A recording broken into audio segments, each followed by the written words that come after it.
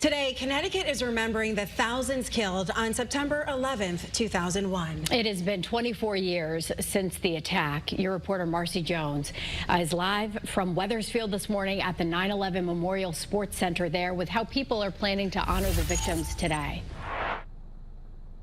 That's right. Good morning. This entire facility behind me was erected to remember 3 Wethersfield residents who died on 9/11. And as you mentioned, today marks 24 years since thousands of lives were lost, and lots of communities, including the one here in Wethersfield, are coming together to reflect and remember.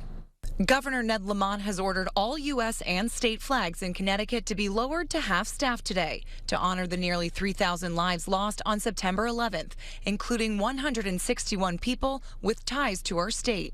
In Wethersfield, the Pitkin Community Center is home to a lasting tribute to 3 local residents, including Richard M. Keene, who died in the attacks on the World Trade Center.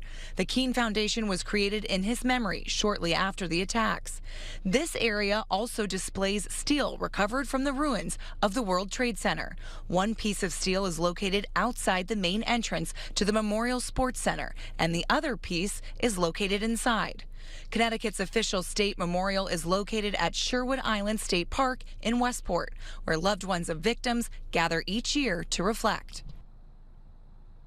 You can see that piece of steel lit up this morning. Also happening in Wethersfield in just a few hours, a ceremony featuring the American Veterans Traveling Tribute Wall. Make sure you stay with us right here on Channel 3 because we will have live coverage on Great Day at 9 a.m. Your reporter in Wethersfield, Marcy Jones, Channel 3 Eyewitness News. All right, Marcy, thank you.